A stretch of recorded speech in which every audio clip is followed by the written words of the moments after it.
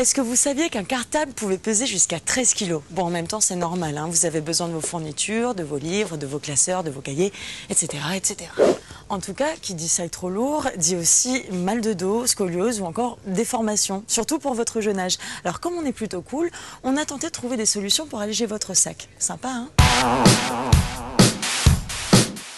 Alors, pour connaître et comprendre les conséquences à long terme d'un sac trop lourd sur votre dos, nous sommes partis à la rencontre de Michel Boeuf, ostéopathe. Alors Michel, bonjour. Bonjour. Quelles peuvent être les conséquences du port d'un sac trop lourd sur le dos d'un adolescent?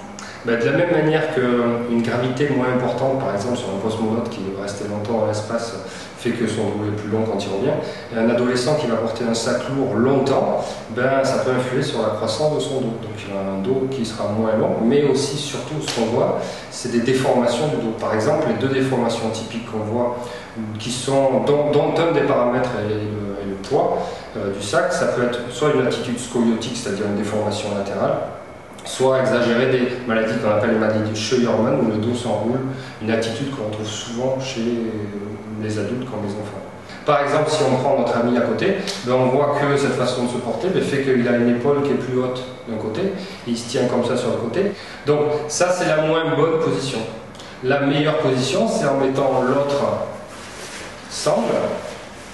Voilà. Là, c'est mieux parce qu'il y a un contrôle latéral, il n'y a pas de désaxation au niveau inclinaison, mais par contre là, la mauvaise position qu'on retrouve, voilà, c'est ça. Donc l'idéal, c'est de porter comme ça, mais bien, c'est-à-dire comme ça, droit.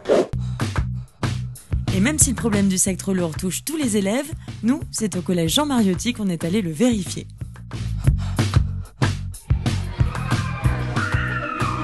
Pourquoi t'as oublié de vider ton sac d'hier? C'est vrai? Mais ça va être trop lourd Une aujourd'hui. fois, j'ai pesé mon cartable, il faisait 8,7 kg. Ton cartable, il faisait combien? 8,7 kg. Et alors, c'est trop lourd pour vous ou pas? Comment ça se passe? Surtout vendredi, mais on n'a pas couru après-midi. Moi, un lundi, je trouvais que mon cartable était lourd, je l'ai pesé, il faisait 8,7 kg. Parce que moi, je fais que 28 kg, alors... T'es toute petite en plus. Et pour vous, c'est quoi les solutions en fait pour avoir un cartable un peu plus léger? Il y a les casiers. Il y a les casiers. Après, en français, on a le système d'un polycopier où on a tous nos devoirs et elle nous dit, par exemple, pour tel jour, il faut amener tel manuel. Comme ça, on n'a pas à les amener tous les jours. Il y a les casiers, mais c'est parfois un petit peu trop lourd en fait. Et en maths, il y a un projecteur et comme ça, on n'a pas besoin d'amener son livre. Et il est gros comme ça, le livre, parce qu'elle a un projecteur, elle a enregistré dans le vidéoprojecteur les pages et du coup, après, ça passe au mur et on n'est pas obligé de prendre son livre. Ouais. Merci en tout cas pour toutes ces infos. Et moi, je vais essayer d'aller répondre à toutes ces questions. Donc, quelles sont les solutions pour alléger les cartables des élèves, surtout de ceux de 6e, avec Madame Mézoir, le principal du collège, et Monsieur Eldin, le président de l'APE du collège Mariotti. En attendant, on va aller en récré, hein.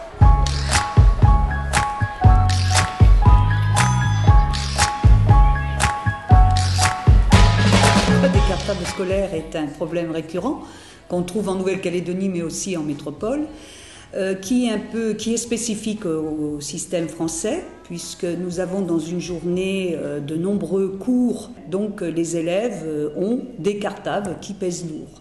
Donc il faut multiplier les solutions ou les approches.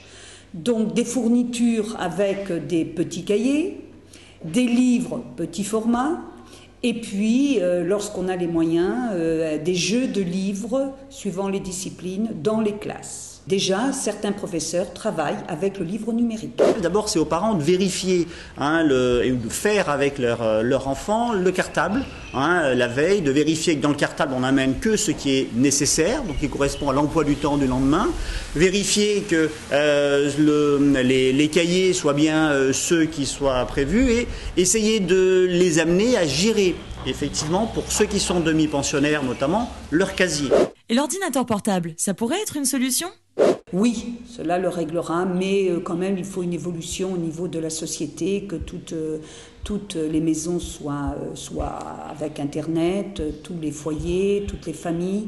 Donc c'est quand même une solution qui ne pourra pas se mettre en place rapidement, dépendra du niveau économique de la famille. C'est quand même encore de l'ordre de l'utopie. Bon, même si l'idée des ordinateurs portables en classe n'est pas encore d'actualité sur le territoire, il faut quand même rester positif. À savoir que dans les Midi-Pyrénées, en métropole, la mairie de la commune a décidé d'offrir à chaque collégien un ordinateur portable. Ça a été une opération qui a coûté super cher, voire près de 10 millions de francs CFP pour 350 élèves seulement. En attendant, je vous donne rendez-vous dès la semaine prochaine, à la même heure, sur la même chaîne. Bonne soirée à vous. C'était une émission proposée par le Centre de documentation pédagogique de la Nouvelle-Calédonie.